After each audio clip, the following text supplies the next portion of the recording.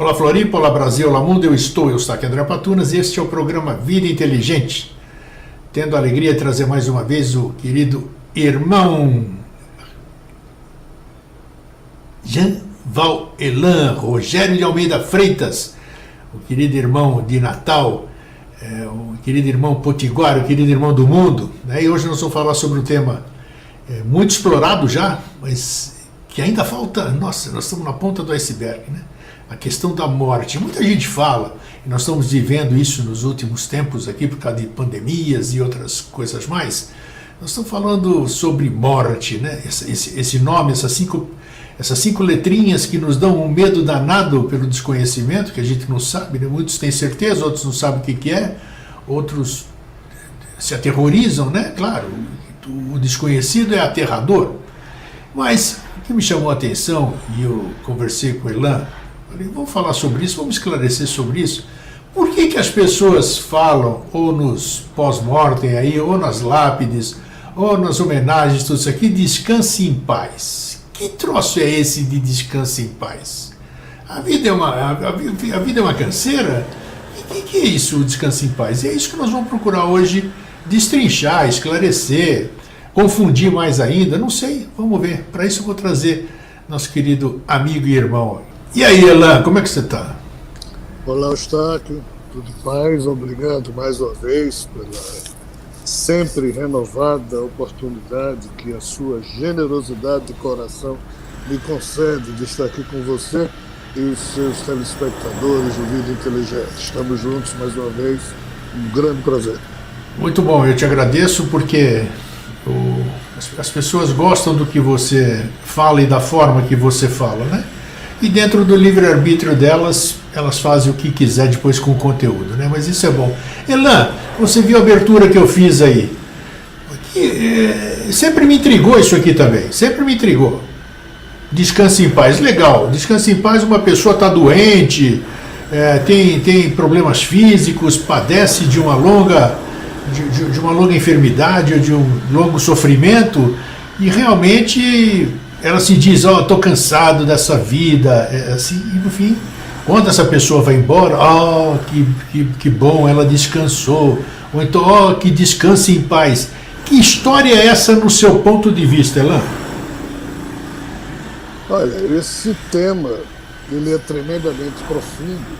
Vamos lá. Porque importa a todos nós, mas aplicando o velho perspectivismo que Nietzsche, nas suas obras, sempre convidou o ser humano a praticar o escrutínio constante e também o perspectivismo em torno de todas as questões que ele quisesse ter uma opinião a respeito.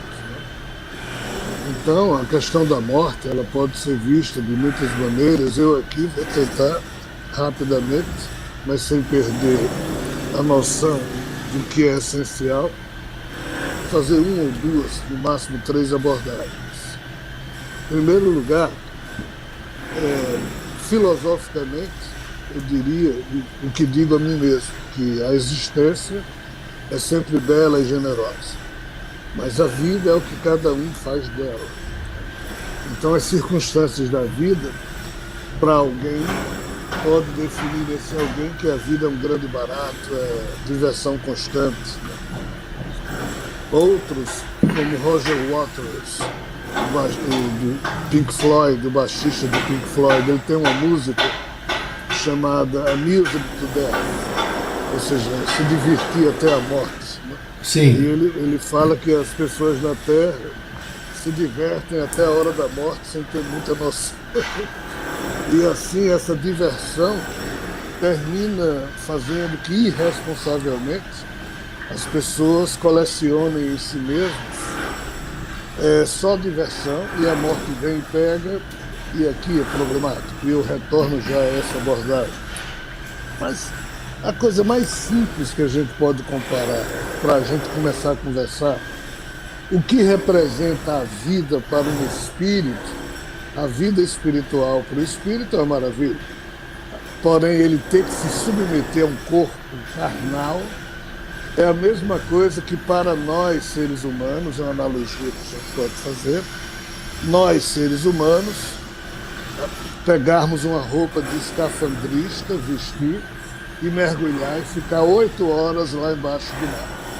Durante essas 8 horas a gente não pode conversar, tem que conversar por sinais, porque a gente está com a boca ligada a um fluxo de oxigênio, a gente não pode tomar um bom vinho, não pode tomar um bom prato, não pode fazer sexo, não pode ler um livro, ou seja, várias coisas que como ser humano a gente faz normalmente, quando está embaixo do mar a gente não consegue fazer. Não consegue. Tanto é que quando a gente sai do mar e tira a roupa do escafandrista, a gente faz, putz, que alívio.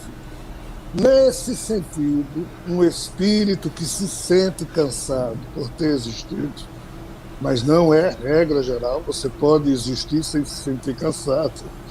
Quando ele perde o corpo, ainda que o ego dele, cansado, não quer morrer nem a pau, mas o eu espiritual dele, quando se desliga daquele corpo que morreu, ele sente um alívio muito semelhante ou maior do que o humano mergulhado. Então, assim, tudo depende de perspectivas. Tudo depende do ângulo do perspectivismo que você aplica à questão. Mas o descanso em paz é algo que se vincula naturalmente aos espíritos que fizeram da vida, ou que a vida fez deles, ou com eles, algo que para o psiquismo deles é um puta de um cansaço, de um tormento, de um palco de horrores. Aí, repito, é o álbum de figurinhas de cada consciência, colecionando cada página de cada passagem da vida. Mas deixa eu te fazer uma pergunta. Você está falando da questão o espírito que está dizendo, o espírito, a impressão do espírito. Por que o espírito já esteve aqui outras vezes, segundo se sabe, teoria de reencarnação e tal. Então, ele já vem, você falou em espírito cansado, ele já vem com essa predisposição aqui e deu a entender assim, pelo que você falou, posso estar enganado, e vou reencarnar. O espírito fala isso aí, vamos dizer, nessa questão. Eu vou ter que voltar lá, porque você disse que a vida espiritual é a verdadeira vida. Muita gente fala, muitas filosofias falam, muitas escolas iniciáticas falam que a verdadeira vida é a vida fora da matéria, né? Então, é um tormento para o espírito voltar para a matéria? Kardec, o codificador da revelação espiritual, muito bem definiu isso aí. A vida espiritual é sempre a real, a verdadeira, entre aspas. Porém, a vida espiritual pode se dar em níveis espirituais superiores, aí de fato a vida espiritual é uma maravilha, ou em níveis de espiritualidade vinculados ao que Kardec chamou de erraticidade. Ou seja, são níveis espirituais que estão fora daquela espiritualidade superior incriada que sempre existiu, o chamado paraíso, tá? E essa erraticidade surge com as criações malucas ou com os mundos ou universos. E qual é o drama? Aí a gente entra para algo que nós já falamos aqui no outro programa com você. Como a Terra é um mundo de expiação e provas, sim, se um espírito fosse encarnar num parque temático da Disneylandia do Paraíso, ele ia achar um barato. Com Mas certeza. Se ele vem aqui para a Terra, ele vai dizer a frase que você disse. Putz, morreu de novo. Pelo fato de que aqui ele vai se ombrear com espíritos profundamente complicados, perversos, sujos, inclinados à desagregação e ao mal. Então, de fato, numa primeira percepção, caminhar por entre esse tipo de ser humano termina gerando muito obstáculo, muito desafio, e esforço é muito grande. Então, nesse sentido, sim, o espírito, quando vai nascer na Terra, não é em qualquer mundo, né? É num mundo ainda de expiação de provas, que é uma espécie de um manicômio, um laboratório de trucidade. É o edifício que você falou e o público adorou aquela que você contou ali. Pois é, então assim, esse é uma perspectiva ingrata para o espírito. Porque o espírito, então, não é que nem nós encarnados assim que a gente esquece, né? Não tem memória de cada encarnação. O espírito, ele vem com consciência plena, né? Tudo que ele tem de pregresso, digamos assim. Depende das vidas passadas dele. Opa, como assim depende? Tem espírito. Bem, eu preciso falar dois contextos, então. Vamos lá, fica à vontade aí. Razoável. O que é um ser humano? Um ser humano é um eu consciencial, desculpa o aparente pleonasmo, formado por duas coisas, por dois tipos de corpo que se unem num só. Primeiro, quando um óvulo é fecundado por um espermatozoide, nasce um corpo biológico. Tá. Exatamente no instante em que esse corpo biológico surge, astralmente ou espiritualmente, surge com ele mais três corpos espirituais. Um que a gente chama de duplo etérico, um que a gente chama de corpo mental e outro corpo espiritual, emocional, ou seja lá como a gente quiser chamar. Tem gente que chama corpo astral, corpo isso, aquilo, pouco importa. Por quê? Esse corpo físico, tudo que ele comer, os vícios no campo das preferências, bebida, droga e mesmo psicossexual, esses arquivos do que esse corpo fizer ficam nesse duplo etérico. Tá. Todas as formas emocionais que esse espírito teve em vida, ele marca no corpo emocional. E todas as opiniões e apegos conceituais e verdades que ele colecionar no corpo mental.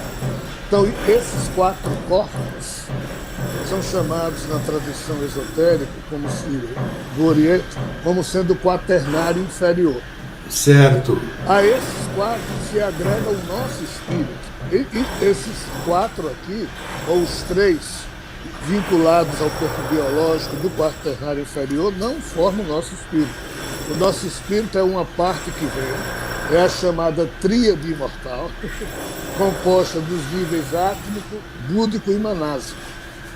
Isso. Então, em tese, quando o óvulo é fecundado pelo espermatozoide, surge o zigoto, que depois vai ser o embrião, depois vai ser o ser humano, o corpo biológico, e nesse sentido aqui, os três fantasminhas do quaternário inferior surgem e sobre esse contexto o espírito se manta. Qual o problema? Quando você está num trânsito e alguém lhe fecha, aí você solta um palavrão, você coleciona arquivos no seu padrão emocional inferior. Mas se você perdoa, tem um comportamento, diz para você, putz, eu também já tranquei alguém, vou deixar para lá, em vez de você guardar esse arquivo no emocional inferior, você guarda no búdico superior, porque é um arquivo de elegância moral. O de baixo é um arquivo de sujeira no campo da explosão psíquica. E por aí vai. Bons arquivos a gente marca na manásico e búdico, na tríade imortal. Arquivos nervosos, infelizes, tristes, equivocados, apegados, são os três fantasminhas ligados ao corpo biológico que marca isso na sinapse. Qual o detalhe? Quando esse corpo biológico morre, esses três fantasminhas deviam morrer para liberar o espírito. Sim. Mas o problema é que na maioria dos seres humanos não morre. Porque é só arquivo sujo. Aí, esse corpo aqui, o físico, é enterrado, cremado, Tá. e fica esses três fantasminhas aqui sem âncora. Aí o que é que eles fazem? Eles se grudam à tríade imortal e não saem de lá. Aí esse espírito, que tem uma personalidade própria, referente aos arquivos que ele coleciona na tríade imortal, ele fica vestido dos fantasminhas do último ego que ele teve, e ele até pode perder a noção de quem ele é espiritualmente, ou quem ele se considera espiritualmente, e passa a assumir a última personalidade da sua vida na Terra. Por isso que eu lhe falei que o espírito não sabe de tudo, só por ser espírito. Ele Sim. só saberá muitas coisas sobre o seu passado, de muitas vidas, se a tríade imortal dele, quando o corpo físico que ele tinha, se quando esse corpo morrer, os outros três do quaternário inferior morreram também com o corpo, porque aí ele não fica obscurecido pelos arquivos da última vida. Entendeu, Está? Dá para entender, mas chama atenção para algumas surpresas, né? Você diz que o espírito ainda tem personalidade. Você falou em personalidade, você falou em ego. Isso são atributos que o espírito leva junto, não é atributo. Pede uma identificação. Se a vida é racional, ela pede uma identificação racional. Isso acontece no paraíso e no inferno, em qualquer coisa entre um e outro. Sim. Porque o mérito e o demérito das regras das leis morais, que a gente chama leis do karma, só pode existir havendo vinculação identitária. Então isso existe. Agora, o ego não é tão afetado no espírito superior, ou não é afetado nos moldes em que nós aqui na Terra vemos egos afetados que se acham isso e aquilo, e o resto... Sim. Então, assim, você pode ser um alguém sem ser estúpido, você pode ser um alguém de expressão superior. É o que os egos espirituais são. É aquilo que a gente aqui na condição humana chama do eu, chamado Rogério, como sendo eu, o ego humano. Mas Sim. Como tem um ego do espírito que me anima, a gente chama isso do eu mais profundo. Tá. Se esse eu mais profundo for efetivamente um espírito muito desenvolvido, a gente pode chamar de eu superior, eu cósmico. E é nessa parte mais evoluída que o sagrado, ou a semente do sagrado, ou seja, da deidade, do Deus verdadeiro, reside, ou seja, nesse nível de consciência que é o átmico que eu falei da tríade imortal. Então, quando o espírito está desencarnado, Sim. se ele está obscurecido pelos arquivos da última vida, na próxima encarnação dele, ele vai encarnar só para resolver esses arquivos da última vida. Mas não são os arquivos de todas as vidas. Mas isso, Elan, só para eu entender, quais são, onde entra a alma? Onde entra a alma nesse processo tudo? Nós estamos falando do descanso em paz, já fomos para o espírito. A intermediação não tem uma coisa intermediária. Vamos dizer assim, que a alma não se cansa nunca.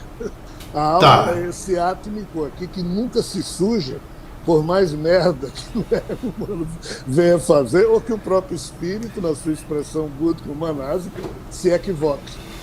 Alma é a que reside no paraíso.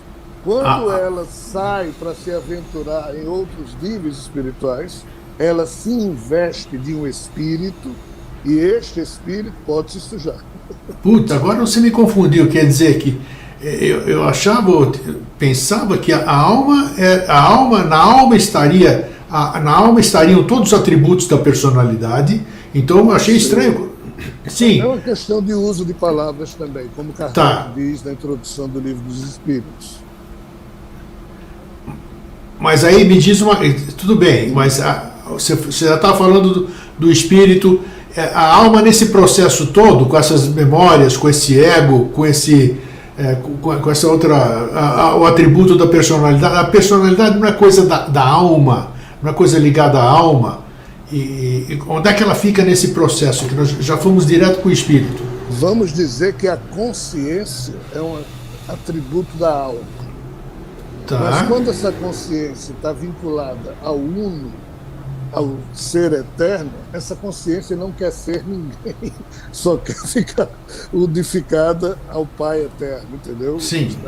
Quando ela está espiritualmente ativa, ela se sente um alguém e pode então criar diversas máscaras e preferências. É assim que a coisa acontece. Então, quando o espírito encarna ou reencarna, ele traz dentro de todo o banco de arquivos que o seu espírito, ou a sua consciência, ou a sua alma já teve, os hindus chamam de Sanchita Karma, todo esse banco de arquivos que uma consciência espiritual coleciona em muitas vidas. Sanchita Karma, Sanchita Karma, exato. Quando a gente vem para uma vida de 60, 80, 100 anos, não dá para trazer arquivos de 500 vidas para uma só. Então você tira só uma parte do contexto do Sanchita Karma, e isso chama-se Prarabdha Karma, o programa encarnatório de uma vida. Olha que Aí, interessante, nunca ouvi falar disso você aí. administra numa vida essa parte dos seus arquivos. Como também você só traz complicações referentes a essa parte e talentos também referentes a essa parte, já que o código, o DNA do espermatozoide do seu pai e de sua mãe é que vão definir Sim. o cérebro que você vai ter. Aí tem um terceiro componente kármico, que mesmo durante uma vida, os espíritos costumam dizer que em 5 minutos a gente pode mudar toda a eternidade em relação à nossa interação com ela. Porque você está praticando a cada novo agora o chamado Agni ou Agami Karma, que é a decisão que você pode tomar agora, que você pode inclusive mexer no Prarabdha Karma, como também anular diversas coisas negativas no Sanchita Karma e introduzir numa vida só, se você realmente se agigantar em termos de progresso do seu eu humano, elevá-lo a um nível de expressão superior.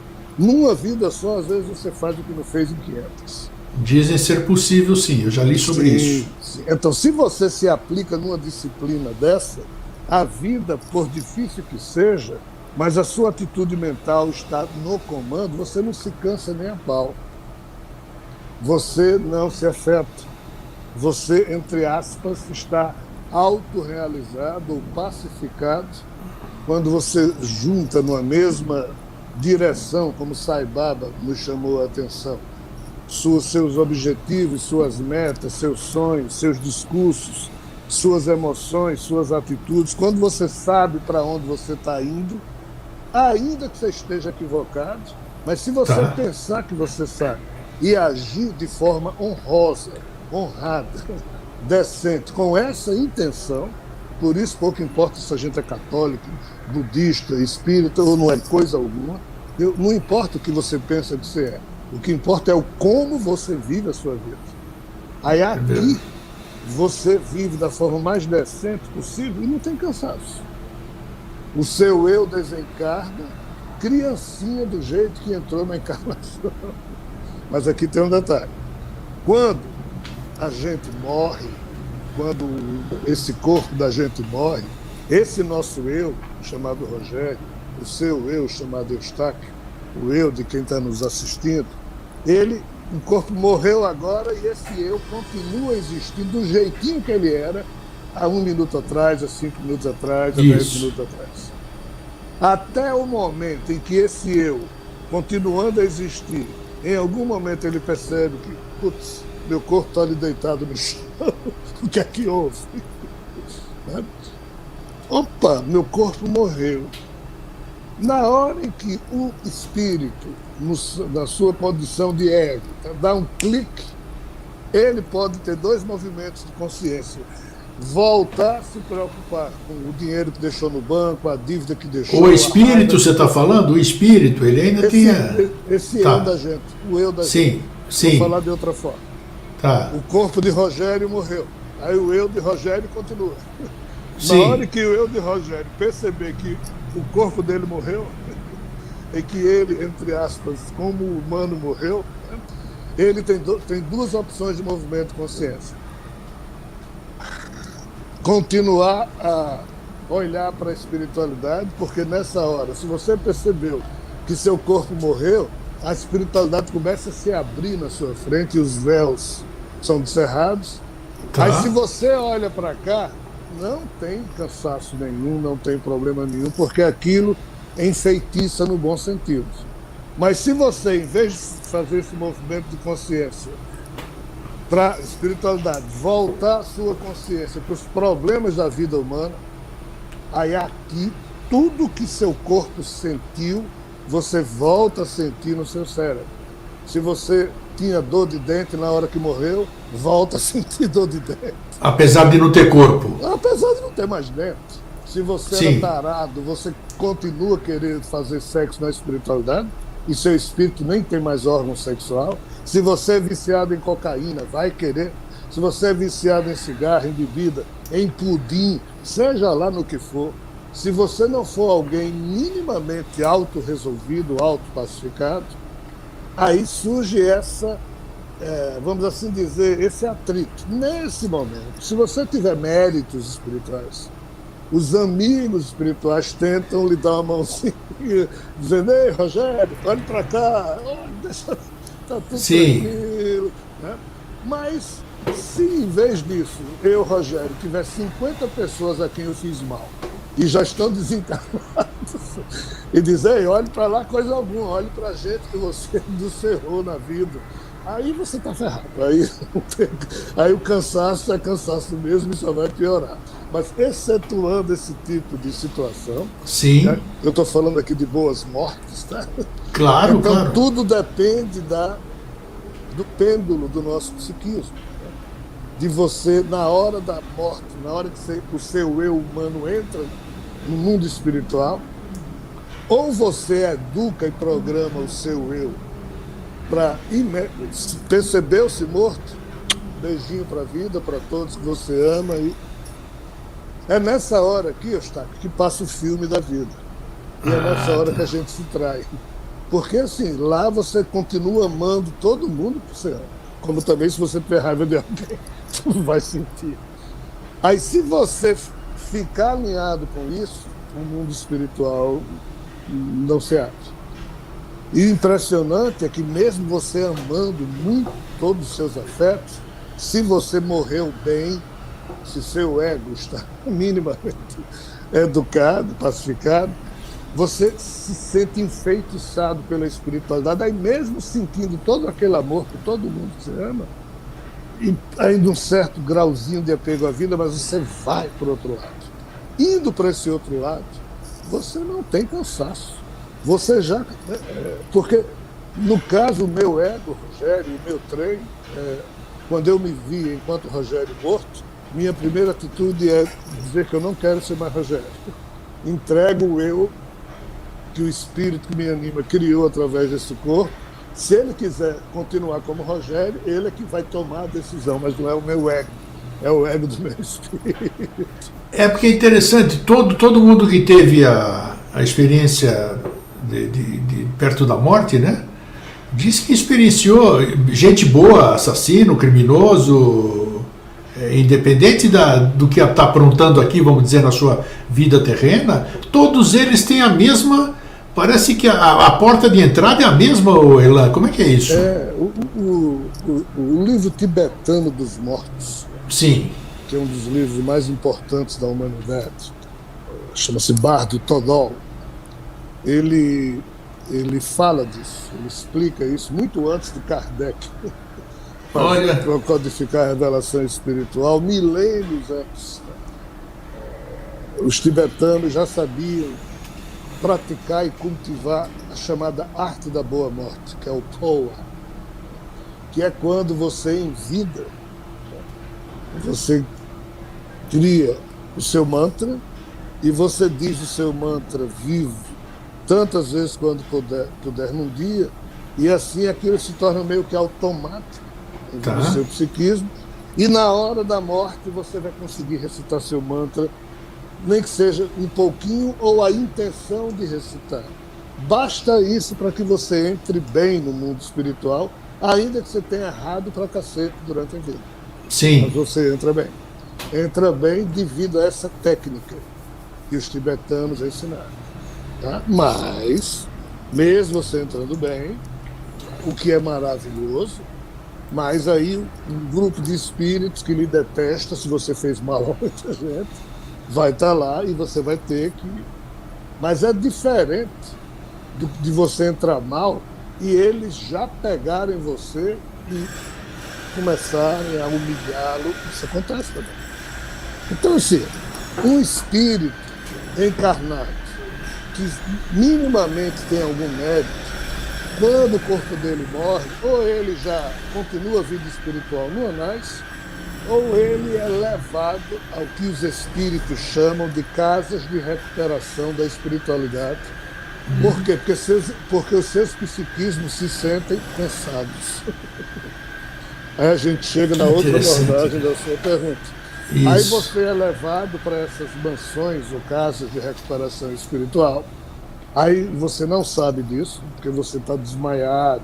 O seu eu, nesse caso, eles às vezes ajudam a que ele desmaie para que você se desligue mais facilmente das coisas do mundo. Perfeito. Desde que você tenha mérito, mas você não tem muita técnica, vamos assim dizer, disso. Então você acorda um belo dia numa cama, aí você olha assim e diz, uau, isso aqui é um hospital. Tá parecido com um hospital, todo mundo de branco, é médico, enfermeiro. Aí você fica ali, aí, mas onde é que eu estava antes de estar aqui? Putz, eu estava na sala da minha casa e eu estava. Mas espera aí, eu morri? Não, isso aqui é um hospital, acho que me trouxeram para o hospital. Aí lá vem o enfermeiro, tudo bem, toma uma sopinha aqui, aí você toma uma sopinha, porque você ainda está muito, a sua matéria espiritual ainda vibra de forma densa, porque acabou de deixar um corpo muito adensado, biológico primitivo. Aí em algum momento aparece alguém lá para lhe visitar e você diz, mas você não já morreu? Aí você também. Você também, então tá aí. Quanto tempo faz que você morreu? Eu uns 30 anos. E eu morri há quanto tempo? Foi ontem? Não, você já está aqui uns 8 anos e nem notou nessa cama. Olha, tá. Então, assim, tudo depende do amor que a gente amealha no nosso coração humano e espiritual, porque essa moeda é a única moeda válida em qualquer lugar. E se você puder associar isso a uma técnica da boa morte, que infelizmente o Ocidente, não, nem a própria revelação espiritual falou disso como deveria, mas os bardos tibetanos já falaram disso lá atrás. Isso é fundamental para que a gente morra bem e não sofra a questão do cansaço. O descanso em paz tem muito a ver com a expressão católica, tem muito a ver com a expressão das religiões que consideram essa vida um vale de lágrimas, um palco de horrores, e que de fato é. Mas é aquilo que eu falei no início. É para quem dela faz isso.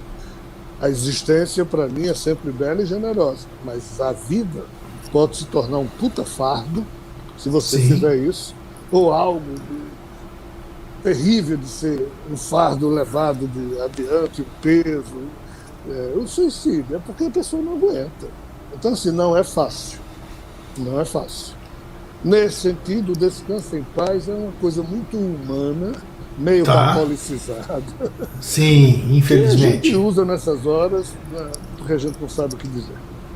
A morte ainda é um buraco na eternidade que a gente não consegue olhar lá dentro e entender direito. Porque ainda o grande problema é esse, é a ignorância do verbo ignorar, desconhecimento. Desconhecimento dá medo, muito medo, né, para as pessoas, né?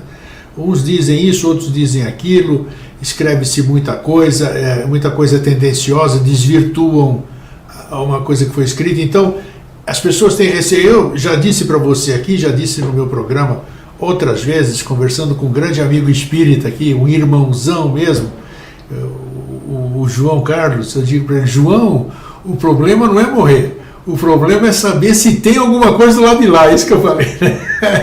Esse que é o negócio. Você morreu. Não tem jeito, o legista foi lá, te deram atestado, você está enterrado e tudo. Agora, você acordar em outro lugar, rapaz, e você não saber o que fazer, quem é você, o que aconteceu, uma outra situação, aí o cara não descansa em paz mesmo, porque começa... ou não é?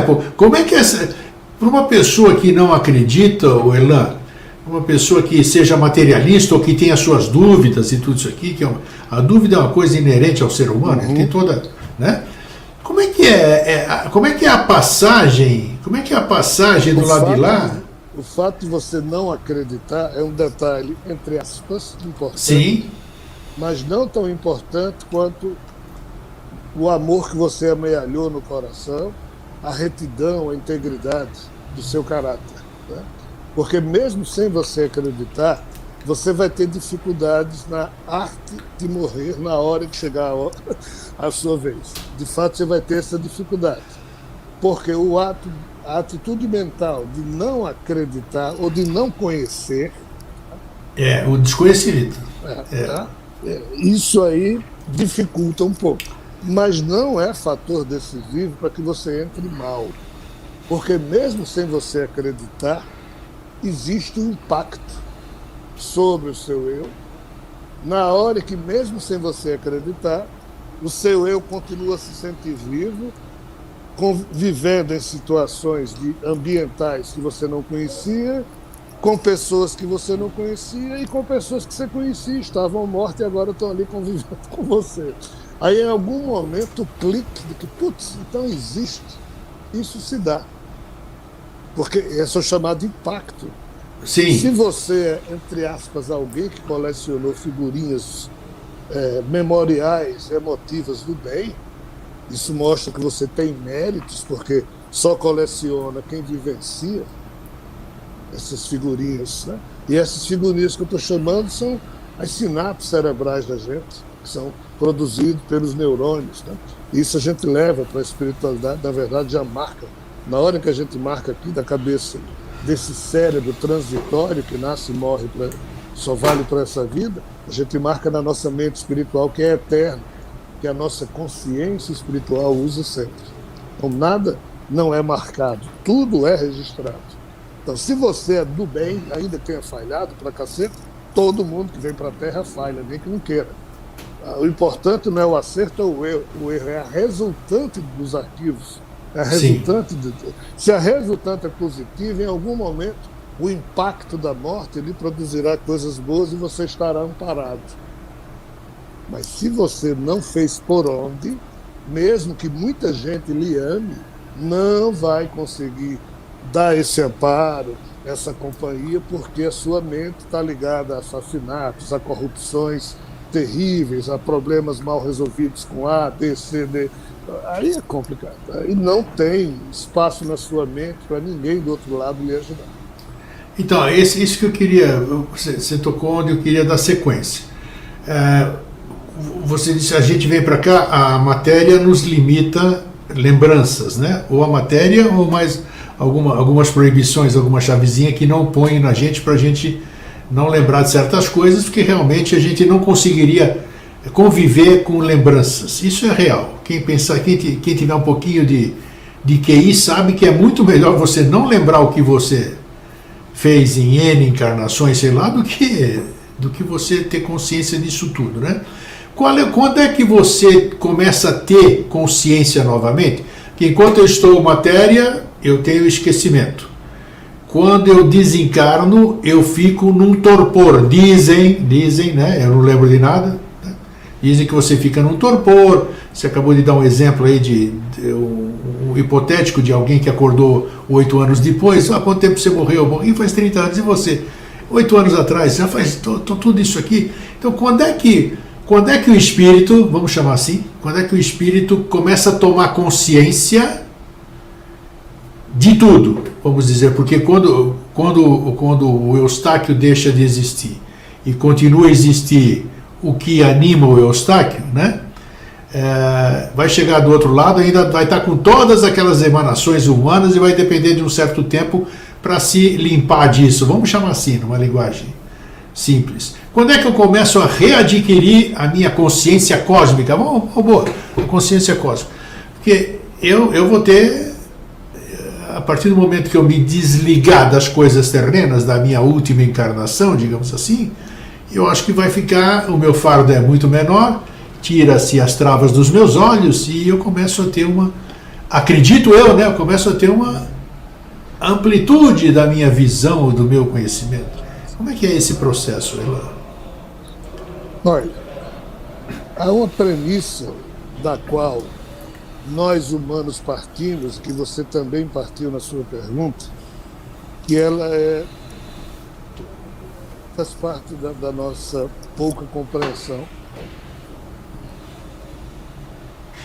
Nós não resgatamos aquilo que nós não temos. Nós não reconectamos aquilo com que a gente nunca se conectou. O fato da gente estar vivendo e achar que quando morre o nosso eu vai reconectar-se com a sua consciência cósmica, e essa pergunta que você colocou é muito importante, porque todo mundo na Terra que começa a se espiritualizar pensa isso, essa premissa não é verdadeira, porque nem todo mundo já teve essa bagagem. Os espíritos criados simples e ignorantes para existir como alminhas ou mônadas, vinculadas a campos mórficos de minerais, vegetais, animais irracionais, eles até aqui não têm uma identidade, uma senciência. Eles não sabem que são alguém. Só quando se humanizam, ou seja, a racionalidade, faz com que o espírito pense que é Rogério, pense que é Eustáquio. Então, até aqui a gente não tem nada de consciência cósmica nem consciência espiritual. Nós somos um espírito em construção. Então, quando a gente, entre aspas, desencarna, o nosso eu, se tiver limpo e se tiver, entre aspas, feito por onde, o máximo que ele reconquista é a bagagem existencial do seu Sanchita Karma, das suas experiências. Então, um espírito criado simples e ignorante não necessariamente sabe muito mais coisa do que ele sabe em vida, se ele estudar muito numa certa vida. Deixa eu fazer um parênteses aí, porque é interessante que o espiritualismo, o holismo, a iniciação, eles falam da mônada, né? Uma mônada que seria de onde todos nós teríamos sido originários. Vamos chamar assim, vai. Então, entende-se, o leigo entende, vamos dizer, que quando você vem aqui, tem a sua experiência terrestre, né? Você desencarna e essa centelha, chama lá do que você quiser, espíritos, tá? Voltaria para a sua mônada, para o seu todo, para a mônada, com a experiência dela para alimentar toda aquela mônada. O que há de... Existe alguma realidade nisso ou é tudo ficção? Existe. Não é ficção. Mas é porque são três situações distintas. Vamos lá. A desse espírito criado simples e ignorante, que por ele mesmo, ele nunca identificou-se como sendo algo muito evoluído. Mas qual é o detalhe? Aí entra a segunda condição. A segunda característica, o cenário do que a gente está aqui falando. Mesmo nesse espírito simples e ignorante, na tríade imortal do espírito de cada um deles, está lá esse corpo átmico, que seria essa mônada que você acabou de falar, de Deus. Sim. É como se a gente retirasse uma célula do corpo da gente, e cada célula dessa passa a ser alguém que vai existir com a célula que eu estou emprestando. Então, se Deus emprestou de si uma mônada, e essa mônada é a âncora sobre a qual o espírito se investe com aqueles dois corpos búdicos e manásicos. Isso. E esse espírito, então, passa a se vincular, a se imantar a corpos transitórios, e se esse corpo transitório for de carne, então a gente chama isso aqui de encarnar ou reencarnar.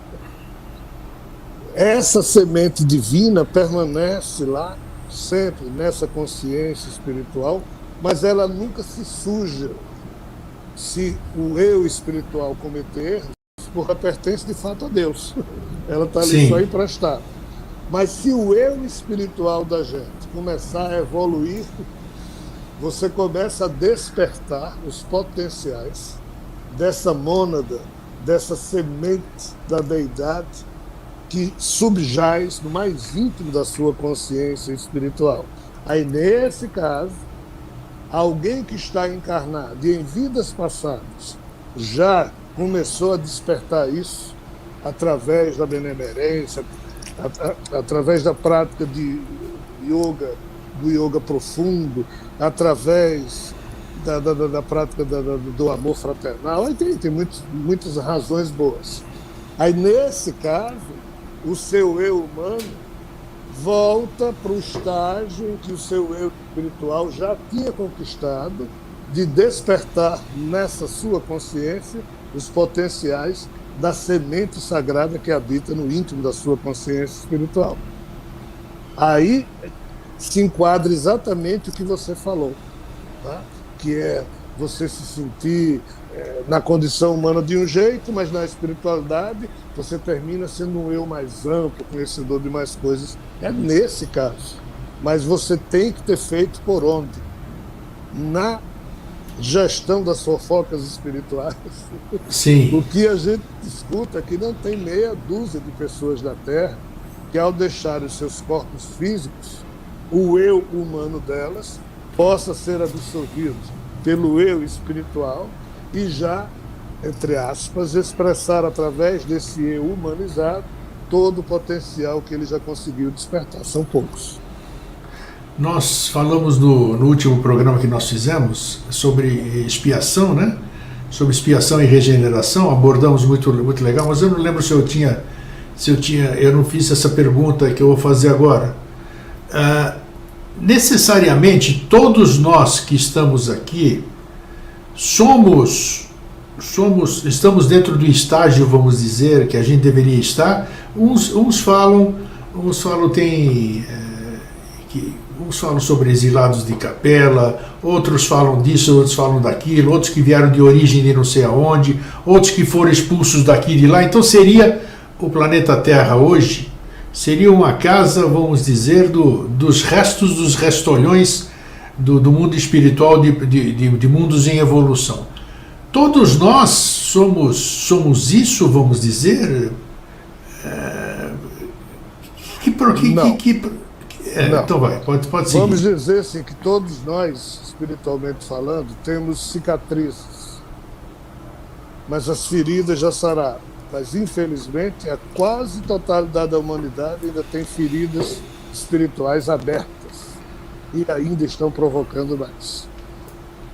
Então, todos nós mergulhamos no caos, mergulhamos numa natureza violenta, cujo DNA biológico impele todos os seres vivos a sobreviver de qualquer forma, e sobreviver de qualquer forma é pressupor a corrupção. Porque se é de qualquer forma, até eu matando o outro, eu mato para sobreviver. Só que esse é o drama do DNA da nossa biologia, ele é assassino. Esse corpo tem esse impulso, esse psiquismo tem esse impulso, mas a alma da gente, o espírito da gente, educado, ele não quer matar alguém para sobreviver a qualquer custo, ele prefere morrer até que matar alguém. Então, quando você chega no estágio desse, você está tão sujo quanto todo mundo está mergulhado no mar de lama, mas o seu psiquismo caminha ou nada nesse mar de lama de uma forma digna, elegante, e quando aquela sua porção de lama se desfaz, ou seja, o corpo morre, seu espírito está limpo, ainda que seu corpo estivesse mergulhado no mar de lama. Sim, então, essa cicatriz todos nós temos. Agora, ferida aberta, e a cada segundo da vida a gente está explodindo, fazendo mal, agredindo pessoas, agredindo a nós mesmos.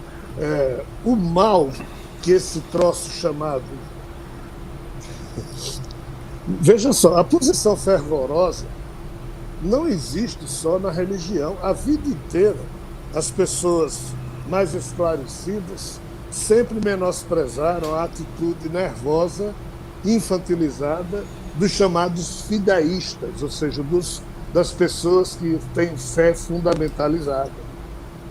Hoje, mesmo ateus têm uma fé tão ou mais feia do que essa, quando se consideram lulistas ou bolsonaristas ou trumpistas ou seja lá o que for, exato. É a mesma coisa do veneno espiritual. É a mesma coisa, exato. No psiquismo das pessoas. Então tem gente que se acha superior àquelas pessoas que acreditam numa besteira do catolicismo, do espiritismo, disso e daquilo, e está vinculada à narrativa muito mais maluca. Com certeza, foi muito bem abordado, muito bem lembrado isso. Então, assim, nós seres humanos, a gente pensa que se livrou de um problema, está vivendo aquele mesmo problema, só com outro traje, com outro vestimento. Então, infelizmente, eu nunca vi uma época, espiritualmente falando, e o eu aqui que eu falei, não é só o eu de Rogério, estou falando até de uma certa forma mais de passado, nunca existiu uma época em que tanto esclarecimento está disponível na internet, e ainda assim todos nós fazemos questão de sermos menos esclarecidos e desinformados, e o pior, nos agarramos a narrativas sociopolíticas que são muito mais imbecilizadas, cretinas, do que as teologias até das religiões criaram para nos manter. Mas é o que você disse no decorrer da nossa conversa, é o nosso livre-arbítrio, as tendências que a gente traz, de outras vidas, como você disse, e que a gente não se dá conta de que a tendência depende de você, ela é uma tendência. Agora, se você ficar vigiando, essa tendência não realizar-se-á. Então eu acho que é nisso que a gente esquece, a gente acaba incidindo e potencializando os erros do passado. Aí fica difícil mesmo, né? Pois é. Então, cicatrizes, nós somos os reis e rainhas de colecionar cicatrizes, porque nossos espíritos estão vinculados ao Sansara, que é esse ciclo de encarnações nessa biologia doente. Mas os que já conseguiram minimamente se equilibrar nesse processo têm cicatrizes, não têm feridas abertas. Contudo, Sim. repetindo, a maioria, ou quase totalidade dos nossos irmãos planetários, usando as palavras que você acabou de dizer, continuam sendo replicantes das inclinações do passado. Aí ferrou. Aí é difícil descansar em paz mesmo, né? Fica difícil, né? Ou muita sopinha na espiritualidade, ou ainda vai continuar brigando, porque no final, se a gente não aprende nem a contar cadáveres, para que diabo serve a matemática do nosso psiquismo? Um Hitler não se faz só, um Mao Tse Tung, um Stalin, esses três caras, em 30 anos mataram mais de 140 milhões de pessoas. Incrível, é. Mas eles não se fizeram sozinhos. Teve um monte de gente que acreditou, que achou um grande barato, e um monte de gente que apoiou o tempo todo. Então, se você age por fidelização, por alinhamento automático com alguma ideologia, cara, pense, põe a mão na consciência. Porque às vezes você está financiando um monstro só para que você não financie outro, ou então porque você acredita que aquilo é o melhor, mas isso é terrível para você mesmo, e para o mundo, e para a vida. Mas assim, pouco importa. Cada um é 100% responsável por cada emoção, por cada pensamento, por cada apropriação que faz em si mesmo e por aquilo que a gente joga para a vida e para os outros. Você é uma pessoa culta, que procura informação, busca informação, estudada. Então hoje, se você tivesse acesso aos meios universais de comunicação, universais não, mundiais, aqui no planeta Terra, lhe fosse concedida a oportunidade de você falar em rede mundial, através dos satélites, numa língua que todos entendessem, o que você passaria para a humanidade como mensagem para descansar verdadeiramente em paz, seja em corpo físico, seja do lado de lá, como a gente chama, né? Porque o que a gente quer aqui, o que almeja Rogério, Eustáquio e as pessoas, entre aspas, de bem? A gente quer viver bem, a gente quer viver em paz, a gente quer viver em harmonia, a gente quer viver feliz. É isso que a gente quer, a gente não almeja mais nada do que isso. Então isso eu considero que é viver em paz e descansar em paz, né? Descansar sem medo de ser roubado, deixar sua janela aberta, sua propriedade sem cerca, essas coisas aí. Então, se você tivesse o dom, essa oportunidade de poder falar para o planeta, qual seria o recado que você daria? Te peguei de calça curta, você se vira que você tem inteligência para responder. Eu agradeço. Eu sou ativista de algo muito solitário, que eu chamo de inconformismo espiritualizado. Na hora que você se resigna aos fatos como eles são, eu acho isso de uma omissão, de uma irresponsabilidade terrível. Nós, seres humanos, não conseguimos tratar da nossa felicidade se nós colocarmos o foco da nossa consciência no sofrimento sempre. A vida é tão ingrata nesse sentido que a gente tem que tirar, fazer vista grossa para o sofrimento para a gente poder dormir em paz. A gente só não dorme em paz quando a dor é na gente. Quando a dor é em outra, a gente esquecendo dá para dormir. Mas a gente não pode esquecer sempre. Por isso que eu defendo o inconformismo, espiritualidade. Mas qual é o drama da gente? Nós estamos acostumados a colher frutos e queremos reptilianamente colher frutos a curto prazo.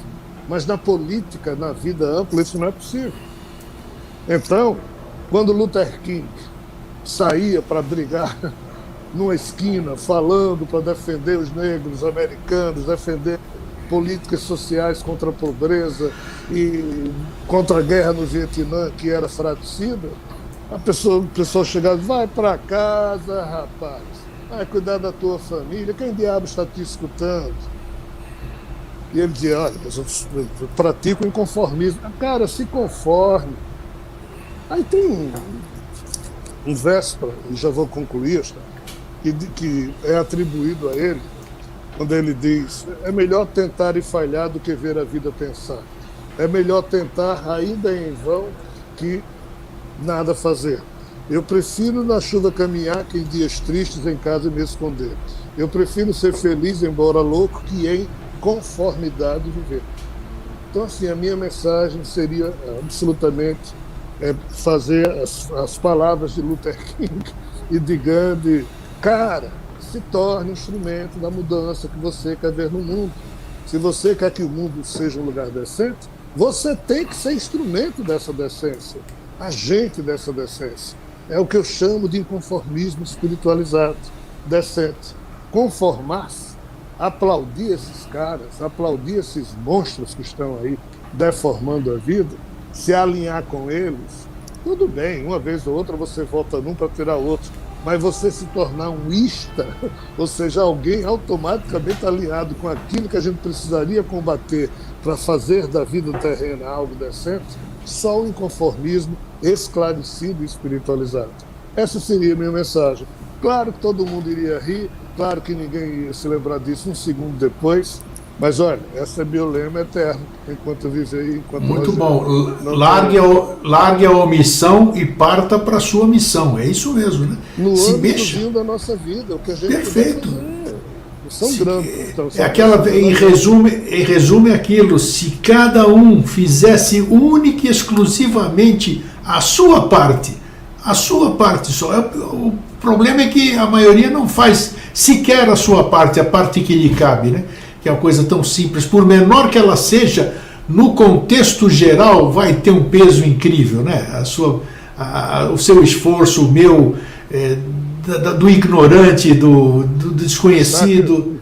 Destaca, nós somos 8 bilhões de pessoas. Sim, Se sim. um dia 1 bilhão de pessoas tiver consciência e resolver parar uma desobediência civil esclarecida, que pare o mundo sem guerra, sem revolução, sem agressão, nós, se um dia chegarmos a esse ponto, podemos negociar com a turma viciada em corrupção, viciada em poder, a defesa do que a gente pretende, cara. Perfeito. Basta saber não fazer o jogo dos caras. É isso. Inconformismo esclarecido. É isso. Bom, o recado está dado, o nosso papel é esse, né? Dentro do livre-arbítrio de cada um faz o que bem entender da sua vida, cada um faz a sua passagem descansando em paz ou com a consciência pesada. Meu querido irmão, mais uma vez, muito obrigado por despender seu tempo para nos atender aqui, para a gente conversar, e espero revê-lo numa oportunidade próxima. Eu novamente agradeço a sua sempre renovada generosidade para comigo. Obrigado, Eustáquio. Um grande abraço. Peço desculpas aos telespectadores se algo que eu falei ferir a suscetibilidade de alguém, mas... Tem que ser autêntico. A autenticidade é tudo. Forte abraço, Elan. Tchau. Um grande abraço. Gente, é bom conversar com o mano Ivan, né? Jean. É gostoso, mas muito bom, tem muita coisa para a gente pensar. Palavras novas, ele falou algumas palavras em sânscrito que eu anotei aqui, eu vou buscar. Isso que é bom, a gente ficar atento, tá atento àquilo que se fala, né? Sempre tem uma semente jogada e a gente deixa muitas vezes passar, né? Vamos pegar essas sementes que são soltas aí e vamos tentar fazê-las germinar na nossa mente, na nossa consciência, no nosso coração. É isso, gente. Um fraterno abraço e um feliz sempre e até semana que vem.